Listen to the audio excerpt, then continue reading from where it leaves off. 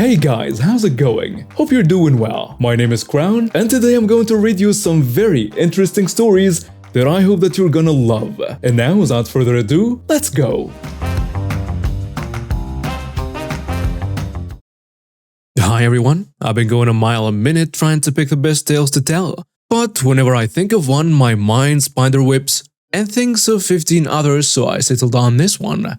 Now this one is kind of sad, but we're all grown-ups here and we make our own decisions and we have to suffer the consequences. This happened about 6 months into my tenure at the Vacation Inn.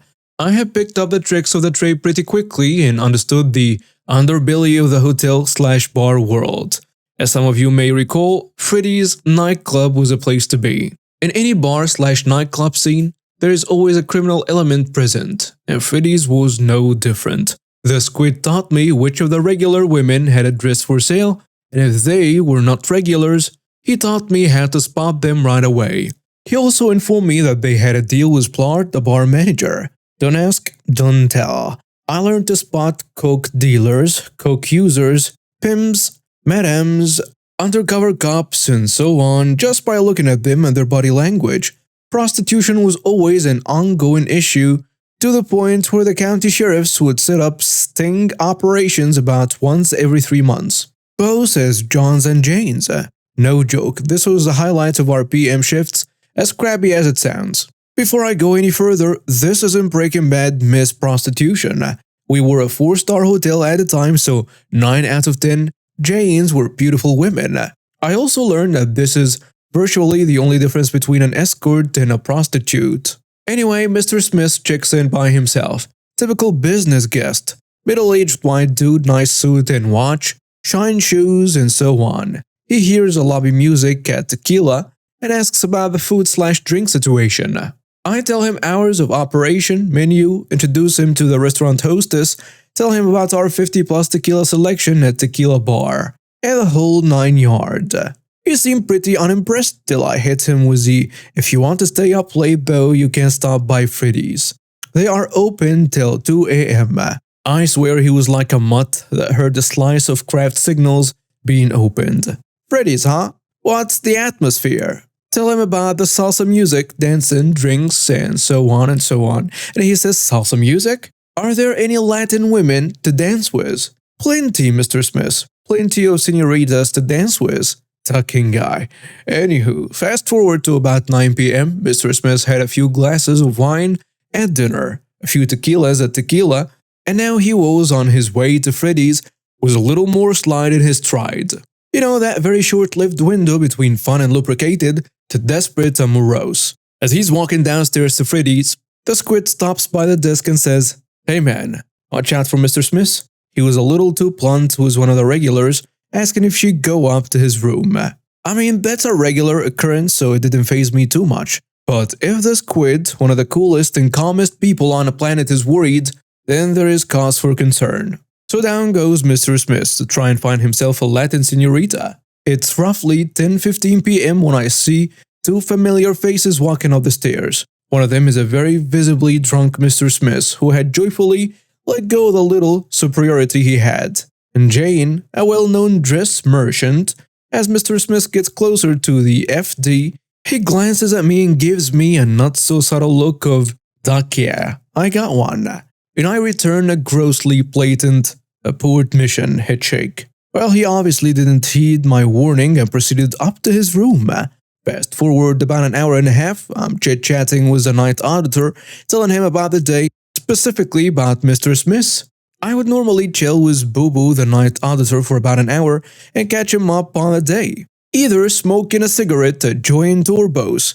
He was the older, no-nonsense older guy from the Samoan story. Guess who we see stumble through the lobby? A half-dressed, messy-haired Mr. Smith comes up to the desk. He's fuming and says, "I need you to call the cops right now." Hey, take it easy, Mr. Smith. What's the matter? "The witch I took to my room just took all my money while I was in the bathroom. She was a ducking hooker. I only gave her $100 and she took the rest." I mean, he's not wrong, but what could I do at this point, right? So I tell him, "Mr. Smith, sorry to hear that. You were in on it, weren't you?" "No, sir, I am most definitely not." Boo Boo comes up and is about to sit him straight when I tell him it's cool. I got this. Mr. Smith, think about what you're asking me to do. You want me to call the cops so you can report the prostitute taking all of your money instead of the $100 you agreed on? He shouts and screams that we are in on it and he wants to file a report, blah blah blah. So I comply and call the police department. Of course, the police shows up, and at this point, the police and I are at first name basis, and I explain what is going on. Police looks at me dumbfounded and I say, yeah, I know. So they talk to Mr. Smith, and they ask the standard questions. Mr. Smith tells him that she had asked for $100 for her services. They made an agreement for what kind of services $100 would entail. And once services were rendered, he went to his restroom to wash up when he heard the door open and close. He walked out of the restroom to find Jane had taken over $500 from his wallet. The police gets the description and tells him, now sir, can you please put your hands behind your back? You are being arrested for solicitation. Very confused, Mr. Smith says. But why? I'm the one who got robbed. He can't do this. Once reality sits in and he realizes he ducked up, he gets taken away with no incident. So this just happened on my lunch break as I drove to the other side of town to cash in my scratcher. By other side of town, I mean across the invisible border that separates areas that can sell scratchers and areas that can't.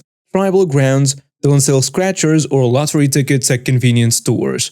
I drove to this place because I wanted a soda and some snacks. You know, a healthy lunch for a teacher. And usually don't go here unless I want/need a lottery. It's a cool looking little mom and pop place. But the second I stepped in, the cashier just gave me an icy stare for some reason. A little background. I have 3 of my 5 children on the autism/Asperger's spectrum. And though I myself was never diagnosed as a child, I can guarantee that I have similar tendencies. And I have a feeling that my lack of proper eye contact might have something to do with the cashier's high noon stare. A realization that came to me the second I typed it now. As I was walking into the place, I contemplated cashing the scratcher, $5. Yay, right away. But decided I'd wait until I got my stuff and then cash it at the same time. In this indecisiveness, I found myself fumbling around in my pockets and feeling to make sure I had my car keys, a nervous habit that I have. I probably check once every 15 minutes whether I'm at home, on a road, or sometimes even sleeping. I can't tell you how many times I check my pockets, but I can tell you that someone staring at me increases the frequency. I picked my items mentally, but yet again checked my pockets to see if I had enough change plus the $5 to pay for the items. It felt like I had enough, and I want to use this as a math problem for my students. If I had 17 coins, only dimes and quarters, and it was a total of $3.05, how many of each coin did I have? As I return even. I am deep in thought about this problem when I hear yelling or something that sounds like blah blah blah police, love you like a father, John Mulaney. I look up and see a lady right in my face. Oh crap, I'll be horrible in a bank robbery, presumably repeating herself saying, empty your buckets or I'm calling the police. She didn't have generalized pronunciation issues, but she for some reason super emphasized the end syllable. Just don't know how to properly depict that. It was borderline funny and I kind of laughed as I started to comply simultaneously with the moment she took her gnarly little smoky fingers and dug her nails into my arm. She had to reach up. I am 6'3" and she's not. I like to consider my pain threshold pretty good. But this chick was seriously hurting me, trying to drag me to some place. I just went along with her, told her to calm the hell down, and here, as I pulled super sharply away from her increasingly painful grasp, she yelled at me again, empty your pockets, and then, to some empty air, call the police. Time for malicious compliance as quick as I can manage. I took this moment to think to myself, oh crap, I better empty my damn buckets right now before this gets out of hand. It was already way out of hand. It just took me a beat to realize. I quickly started emptying my buckets, which had 32 pieces of a ripped-up scratcher. 3 receipts, 2 of which showed me my hours at Mindy's, 1 was to a car wash or something, my wallet, a straw wrapper, With everything I took out my pockets, I smacked it on her checkout area individually, saying, "See, this isn't your crab. This isn't your crab. This, oh wait, no, it's not your crab." And when I got through almost everything, I skipped a few with the scratcher pieces, and finally ended with a scratcher I was going to cash in there. I realized that I was acting out of anger and physical pain and should probably take it down a notch. I took this opportunity to thoroughly enjoy the dastardly malice inherent in placing an assortment of ripped-up papers upon a counter. Her entire counter was covered in absolute garbage, mixed with about 5% of the surface area representing stuff I need. I'm a chipmunk, what can I say? Now she's got a mess to clean up, but that's just the beginning. I then started emptying my shirt pocket, which had my teacher ID, my pens, my whiteboard marker. Yes, I keep all this in my shirt pocket. And yes, I wear a button-up Japs shirt over my jeans. I then pull my arms spread out as if to say, "Would you like to check anywhere else? I'm clean." She just kept shaking her head at me, shaking her head at someone off in a distance, and then the cops roll up. I can't believe she actually called or had someone call the police. As the car pulled up, I just couldn't explain to you how glorious this was, because we, the lady and I, both had satisfying grins on our collective faces. Her because she thought I was done for, and subsequently told me, "Now we'll really search you." And me because it's none other than my school's SRO, resource officer, who just so happened to get the call somehow. I was bleeding through my shirt and I could feel it. I don't know how this was even scientifically possible, and if I read someone write this, I wouldn't believe it, but swear to God, she broke the skin through my polo shirt. What in the actual? Anyway, Officer Gold walks in, and I was about to let on that I knew him by addressing him by name. Thank God I didn't, because not a good look. But he beat me to the punch by saying, "Davis, you holding up another liquor store?" with that Dobie A smile he always has. I told him, "Hey, I emptied my pockets. You're willing to search me, just..." Officer Gold, "Rich, that won't be necessary. I can see your pockets are empty. Did she watch you empty them? Is there a camera?" He just continued rattling off his cop spiel, the sun beaming through his glasses from the opposite side, offering a ray of hope.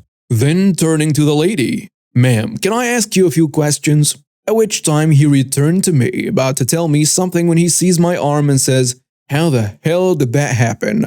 I thought, yeah, you might want to check the camera on that one too. But just looked directly at the lady to indicate the answer we both already knew. He then turned to the lady and told her to follow him. Had her prep walk to the outside of the store, when immediately a kid came running out to her defense with a steady stream of energy drinks clumsily clunking behind, and Gold turned toward him and had him sit down next to his mom on the curb outside.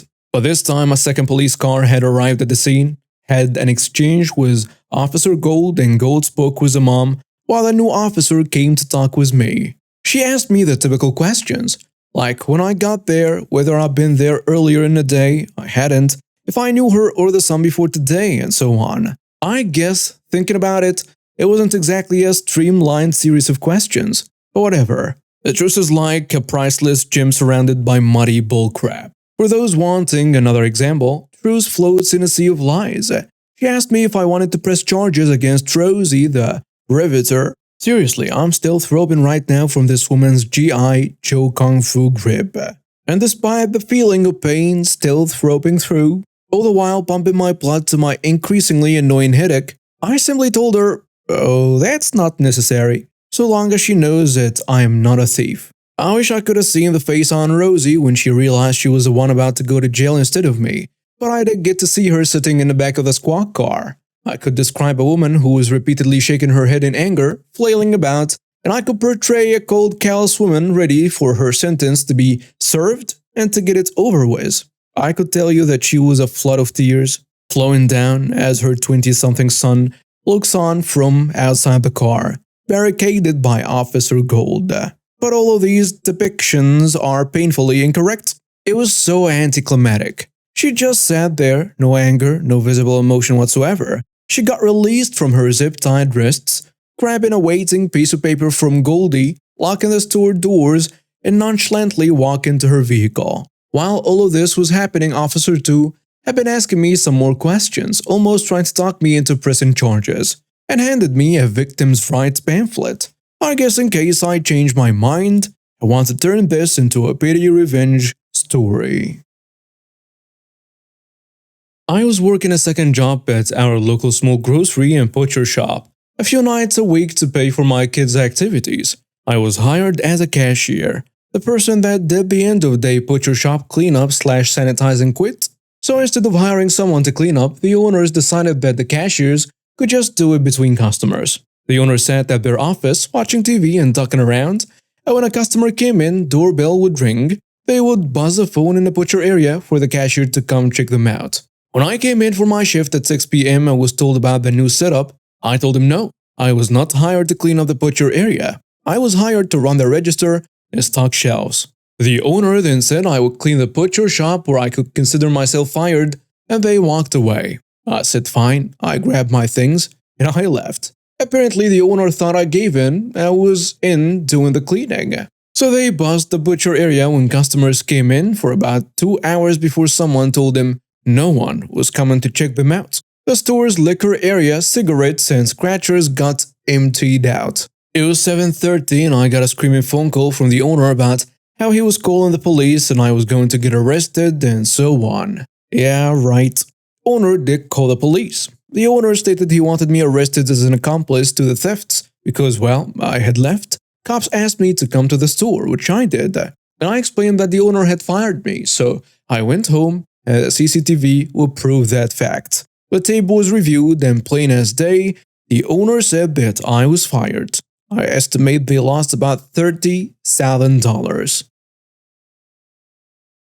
Let me tell you about the day my younger son's birthday turned into a scene straight out of a wild reality TV show. All thanks to our neighbor whom I refer to as Karen. She is the epitome of the entitled neighbor stereotype, and on this particular day, she lived up to that title in ways I could never have imagined.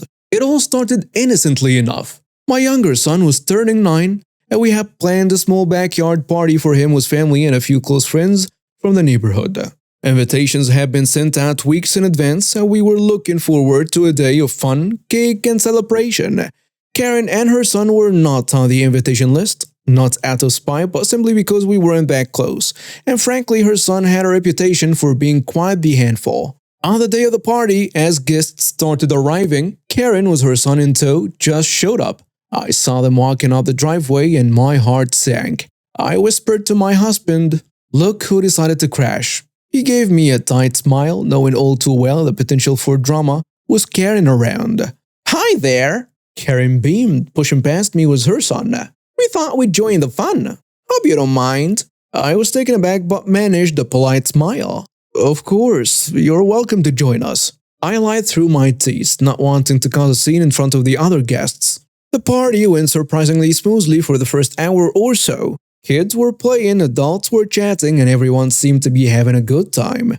That was until it came time to sing happy birthday and cut the cake. As my son stood in front of his cake, eyes sparkling with excitement, Karen pushed her way through the crowd, dragging her son with her. "Let's let my little angel blow out the candles too. It'll be so cute, won't it?" She announced to everyone but mostly to me as if challenging me to object.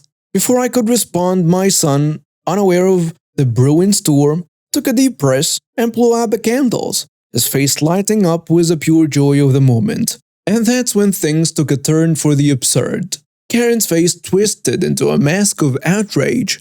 "How dare you!" she screeched, grabbing the cake and slamming it into my son's face. The party went silent, everyone in shock. Her son started laughing, pointing at my son, who was now in tears, cake dripping down his face. "He deserved that one for not letting my kid have the candles." Karen cackled, her son joining in. I saw red. My maternal instincts kicked into overdrive, and I started running towards her, my mind racing with thoughts of what I was going to do when I got my hands on her. But before I could reach her, my older daughter, who had been watching from the sidelines, sprang into action. With a speed and ferocity that surprised everyone, my 17-year-old daughter landed a sucker punch right across Karen's face. The impact knocked the wind out of Karen, sending her tumbling to the ground like a sack of potatoes. The room erupted into chaos, with some guests gasping and others trying to suppress cheers. My husband, ever the peacemaker, rushed to our younger son, comforting him as he cried, while other neighbors scrambled to assess the situation. Karen lying on the ground was a pitiful sight, her earlier bravado gone, replaced by shock and pain. It took a few moments for Karen to regain her senses, and when she did, standing up proved to be a challenge. With the help of a couple of neighbors, she was eventually hauled to her feet and escorted out of her house, along with her still crying son. The aftermath of the cake incident was surreal. My younger son, though shaken, was soon surrounded by his real friends, who helped clean him up and reassured him that the day was still about him. We salvaged what we could of the party, and in a way, the incident brought everyone else closer together. As for Karen, the encounter seems to have left a lasting impression on her. These days, whenever she sees any of us on a street, she makes a point of hurrying past, avoiding eye contact at all costs. It's a small victory, but I'll take it. Her son, too, has been noticeably quieter around us, perhaps a sign that the day's events taught him a lesson as well. I divorced my ex-wife over 5 years ago for repeatedly cheating on me with over 13 different men and 2 women. To give you some background, my ex and I used to be swingers until the last year of our marriage. Things had spiraled out of control, so I said that I was done swapping partners, and unfortunately, she didn't agree with me and kept hooking up with guys behind my back. 6 months prior to our divorce, my oldest child was diagnosed with a life-threatening illness. I won't go into details to preserve my anonymity. She started to crack under the pressure and started to drink in a lot, putting herself and our children in danger. It got so bad that I moved out of the house for a couple of weeks and took our kids with me.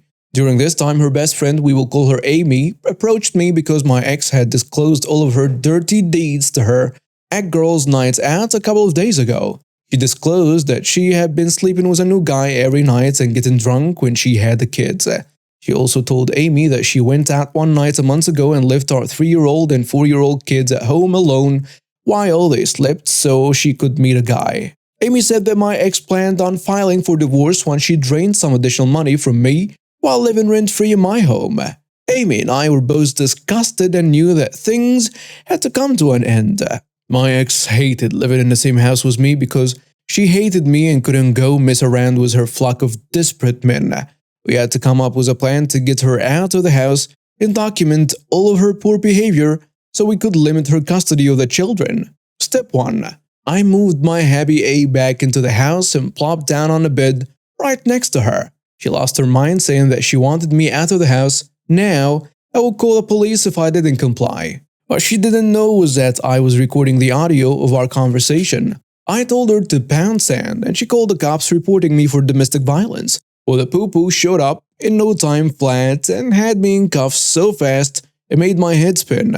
The detective came to the squad car to talk to me and I let him listen to the recording. The longer he listened, the more angry he became with my wife. Before long, she was the one in cuffs in the back of the squad car and she got to spend the night in jail. She went to stay with Amy for the next week as she wasn't allowed back at our house. I got a restraining order. During this week, she went on a veritable spending spree, buying herself a new laptop, new iPhone, full retail price, and a new wardrobe. She drained our bank account and started to dip into my savings. Amy also confirmed that she was drinking heavily at her house, to the point that she threw up and defecated on herself all over her bathroom. Amy video recorded her bender for posterity's sake and provided me with 20 minutes of video showing a woman out of control, drunk. The next day, I went and withdrew all of our money from the savings account and deposited them in my new bank account so I would have money to pay the bills. I closed that account so she couldn't use overdraft protection and leave me on the hook for the overages. I closed all of our joint credit cards and transferred all of my investment accounts into an account solely in my name. She lost it when she found out that she had no money to burn through anymore. She told Amy that she was contemplating suicide because things had gotten so bad. I hate my ex, but I didn't want to see her harm herself anymore. Amy convinced her that she needed some help and went with her to check into an inpatient mental hospital. This worked out fantastic because she was getting some help, but also it showed that she was a danger to herself and the kids. It was time to put the last part of our plan into action and seal the deal. I went for a consult and my attorney to start the divorce proceedings and complete the needed paperwork. My attorney was appalled at the actions of my ex and was 100% on board, was helping me get primary custody. He filed my divorce decree and I also got the judge to agree to a temporary restraining order until our initial hearing. We served her the papers while she was in the hospital and set the initial hearing for 2 weeks. The initial hearing came and she showed up with her attorney. Since it was a pre-litigation hearing, they didn't know what information we had. She got on the stand and started lying her heart out, telling the judge how abusive I was and that is what pushed her into the mental hospital. She made a very compelling case and put on a Grammy Award-winning act. Then it was my turn. My attorney presented all of the evidence, videos, and bank records. The defining moment was when my attorney called Amy to the stand to testify. She told an appalling story about a neglectful woman who was completely out of control. A story about a mother who had substance abuse issues that were only getting worse. My ex couldn't close her mouth the whole time that Amy was on a stand. She made her attorney look like an idiot as all of her lies were now being exposed and were contrary to what she told him. When the dust settled, I was awarded sole custody and she was awarded supervised visitation until she went to rehab and got additional treatment. We quickly settled out of court, agreeing to a graduated visitation schedule once she complied with rehab and mental health counseling. I got the house after paying her a portion of the equity, got to keep all of my investments accounts, and got to see my kids 80% of the time. She got to go live with her mom for the next 2.5 years and jump from job to job. Life is pretty good 5 years down the road and is even better knowing that she isn't my problem anymore. My buddies and I rented a house during/after college. Big place, 6 of us living there with 2 dogs and a fat indoor cat. Mine, still with me, still fat. Next door lived a gentleman who I shall call Meathead. Meathead worked out a lot and was constantly aggressive and rude. We always thought droids, but that's just guessing. 3 of my roommates were in a band that would practice in the garage. Garage was covered in foam and was not that loud. Meathead called the cops twice and was told we were not doing anything wrong. Later on, we had a huge party at our house. We got permits from the city and had the band play. Meathead called the cops again and we had to stop everything and sort it out for half an hour. As the cops are leaving, Meathead, who has been watching from the sidewalk, starts yelling, "Search the house for drugs! They are a bunch of crackheads!" We are not, by the way. We were stoners. Cops leave, band plays, party goes on. A few weeks later, my buddy and I get home one night and find the garage door busted in and the band equipment dug up. Drums slashed and power cords sliced. The speaker covers were dented but undamaged. We figured, kicked? We call the cops and report it. We all kinda scared of Meathead, so we don't say anything. But the cops know all about us and go over to talk with him. Don't know what happened, but Meathead goes away in cuffs. The police report never mentioned him, and as far as we know, it's still unsolved. Cops wouldn't tell us what was up, just to stay out of his way. The band knows their way around secondhand music, so wires get spliced/replaced and drums are fixed. Ended up being $200-ish. When we next see Meathead, 4 of us are in the front yard, and he says, "How's your band sounding?" Real smug. Until now, we have all gotten together and said we should not push this guy's buttons. But the drummer shoots back with, "Great! How does your butthole feel?" Meathead loses it and attacks him. We don't make a good show of ourselves. He kicks all of our butts. But the cops come after he leaves and he's arrested again. We press charges and get a restraining order against him. Now, remember the dogs? There were 2, a little Dobie mutt and a wiener dog with 3 legs. They were a yippie pair, so they were inside most times. Walks in the dog park and out back twice a day for nature. About a month after the fight, my buddy takes the dogs out back, then brings them both inside and tells me to come outside. I go and there are bits of meat all over like steak strips. Wrapped in most are chocolate, and we found unknown pills in some. Most of them are towards Meathead's house. The dogs are never let out back again. And our drummer friend loses it. Those dogs are his, but anything happens and Meathead is going to think it is us. We don't want to test the restraining order that much. We wait 2 months till the other 4 roomies are going out of town for a week. 3 to a wedding back east and 1 on work. The drummer and I make a plan to go up to Napa for 4 days and make a big fuss about asking the other neighbors on the street to watch the place. We rent a hotel room and everything. 2 nights in, we have a buddy who lives in the area stay in the hotel room with his girl and tell him to order some movies. We drive back. Meathead has a truck that he loves. Tricked out 4-wheel drive with chrome and a custom paint job. When we get there around midnight and the truck wasn't there, we eat at Denny's and the truck still isn't there at 1. A month later and at 2 a.m. the truck is there. We siphon off as much gas as we can and fill it with unleaded. Toothpaste is rubbed on that tailgate art. Drive back up to Napa, about 6 hours all told, and tell our buddy to get some clothes on. We went to get some sleep. When we got back, the truck wasn't in the driveway, and we never saw it again. Meathead moved out maybe 6 months later. We never told the others about it until he was gone.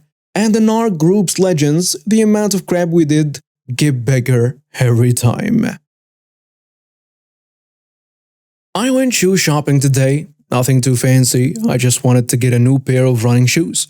So I'm at a local shoe store browsing the stock of good shoes at relatively low prices, which is why I go there. I'm not into trendy new shoes, I just like ones that fit well and let me run comfortably in them and don't want to overpay. The best way to do that, in my opinion, is to get brand name great shoes but in prior models so the price is reduced. Anyway, I find a nice pair of shoes and I'm in the process of removing them from the box so I can try them on when I hear a woman shout from the end of the row. "When you're done there, get your A over here and help me get my feet into these. And hurry up, I don't have all ducking nights." I figure some mother is talking to her kid in a rude way, which I've sadly heard parents do before. No kid around though. Oh well, I pay no attention and go back to checking out what I hope will be my next pair of running shoes. But alas, soon I hear that woman again. "What the hell do you think you're doing? Customers come first." She's turned her ass on an employee. I think, well, they can handle themselves. Let's do some short little runs back and forth across the aisle since no one else is over here so we can see about those shoes. So I start jogging back and forth, looking at the shoes on my feet and a space near me and paying no mind to anything else. These fit great, and they are not even $40. I do believe I will buy these. Then it happens. I am slowly jogging back to my own shoes, totally delighted at getting this new pair, and I feel something slam into the back of my head.